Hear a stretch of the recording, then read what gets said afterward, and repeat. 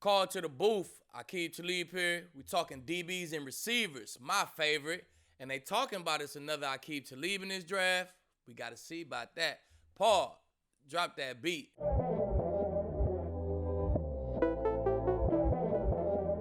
What's good? I'm Harrison Sanford. That's Aqib Talib. It's time to get to it. Our 2021 NFL Draft preview.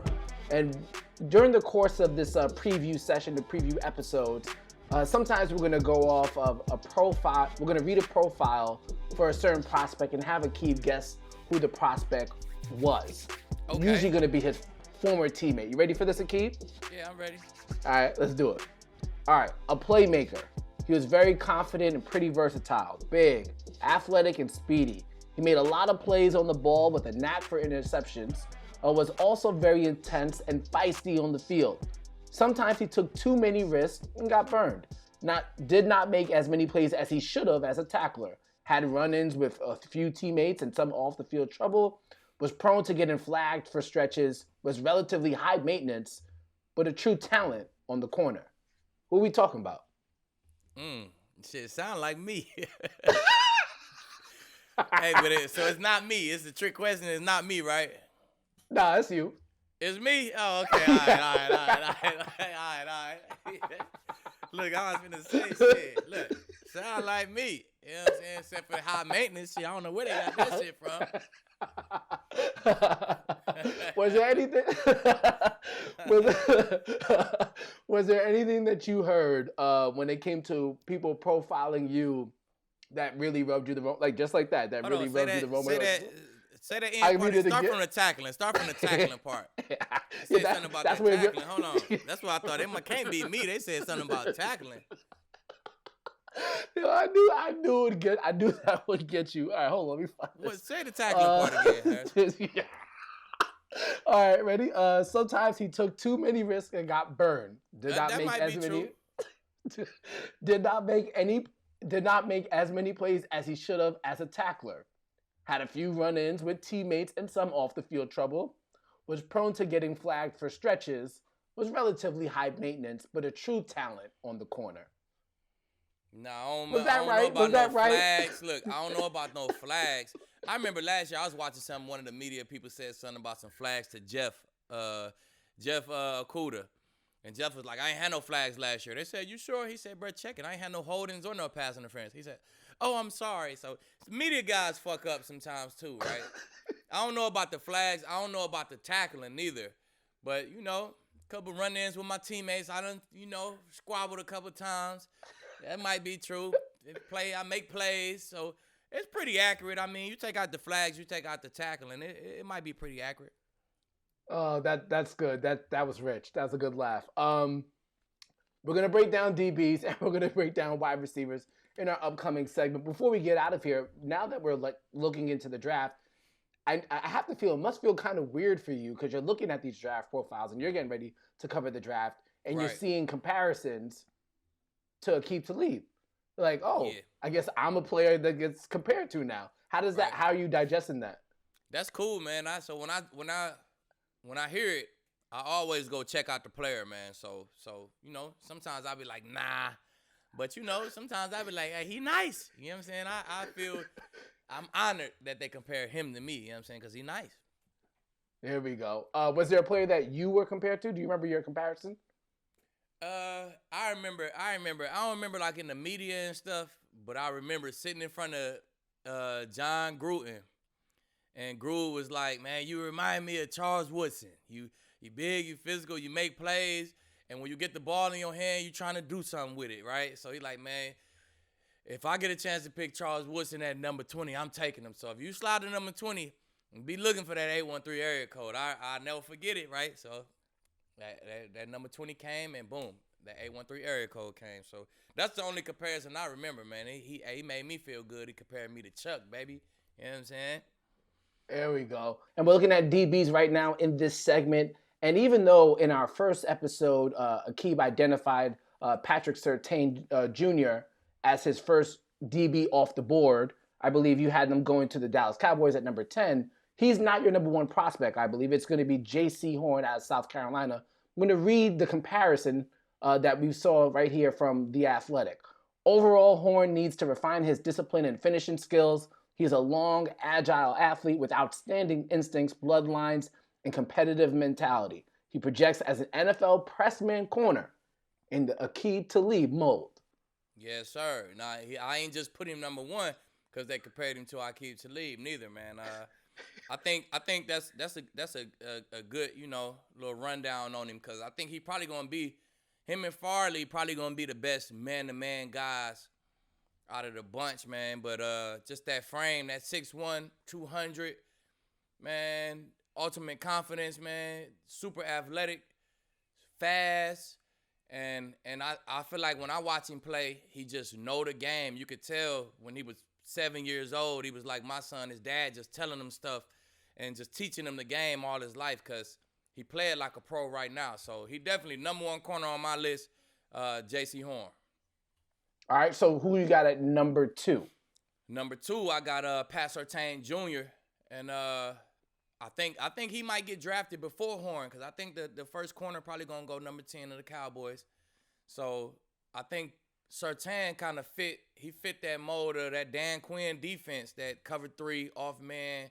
He kind of fit that description a little better. Playmaking, you gotta make plays, and he make plays. Got to make plays in at that corner in that Dan Quinn defense. But I think he just fit the description of a number one corner in that defense a little bit more than Jaycee Horn. So I got him getting drafted first. Who you got number 3? Number 3, I got Caleb Farley. And him and Jaycee Horn super similar, man. Just them big frames, just nice size. They play super aggressive.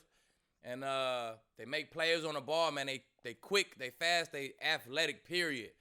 And at that size, you don't see athletes like us at 6'2" being able to move like that, man. So definitely Caleb Farley, number 3, man. I love how he played. So Caleb Farley did have back surgery here in the spring of 2021. It would seem that's a big red flag, yeah. Back surgery, especially as close to the NFL draft in the season. What level of concern would you have when it comes to that injury?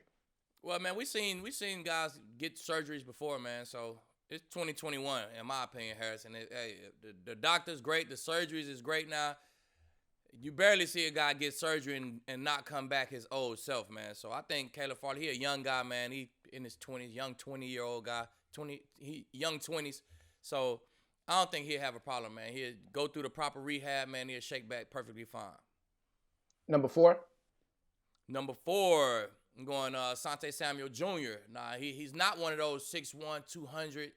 He's not one of those, man. He's a smaller frame guy like his dad was, but he also got that downhill trigger like his dad too, man. You see him make a bunch of plays breaking downhill, and you can just tell he used to watch his dad tape, and he used to practice that, man. So he show up on the tape a lot. A bunch of pass breakups, man, fumble recoveries, forced fumbles. He show up on the tape a lot. He make a bunch of plays. So I could easily see him getting in a good system and being an immediate starter, coming in, playing a nickel, doing things like that, man. Immediately getting on the field and making plays. So where do you see his level? Where would you like to see him? Can you pick a team that might fit him? Because I think most NFL fans think, okay, you get in the corner, you want him to shut down the outside. This is a guy, maybe, as you said, maybe more positioned to take out a nickel, take out a guy in the slot. So I could see maybe in the slot or just maybe in like a cover 3, type of system, man, or cover 3 off man. See, when you cover 3 off man, they always think you off.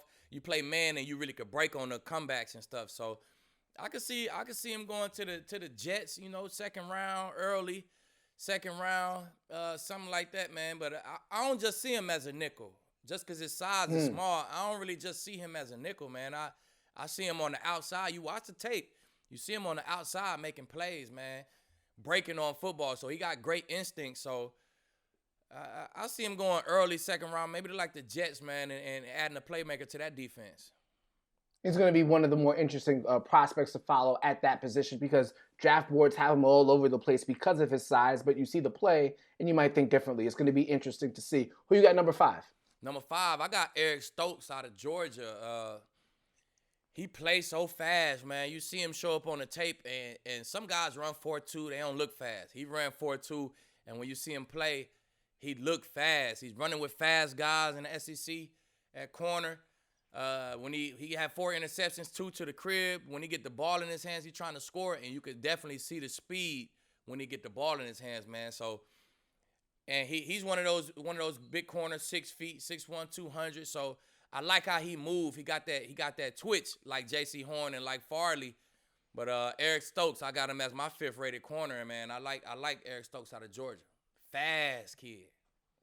So you've put in an immense amount of great work on the field. Now you're in the media, so your face is synonymous with football coverage. Any GMs hit you up? Hey, okay, give me a look at this Stokes guy. Give me a look at this Sean Wade guy at Ohio State. Have you gotten hit up by any GMs or anybody close to a GM?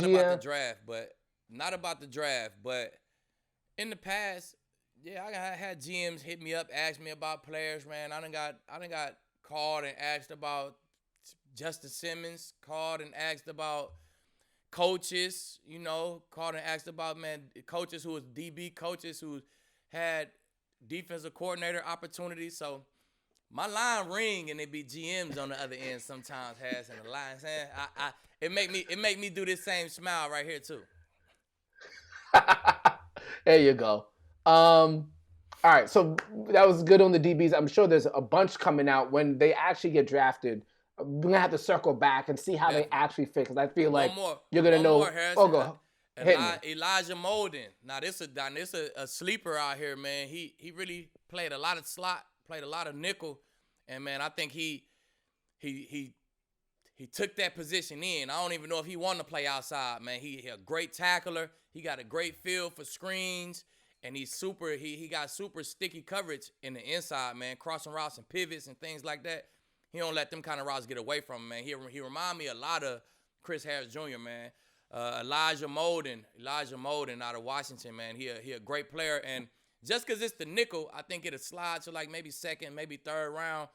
But whoever land this guy, he's probably gonna be a dog on special teams, and they're gonna have a hell of a nickelback, man. And nickelbacks is needed in the NFL now because everybody in spread nowadays. So Elijah Molden, don't forget that name. Yeah, I think new offenses have now definitely popularized the need for more corners than just your outside guys, as you've been pointing to. When we get back with Call to the Booth, so we talked about these DBs. Well, who's going to be on the other side of them? The wide receivers. You got to pick out a few and see which one Aqib likes the most. We'll be right back with Call to the Booth.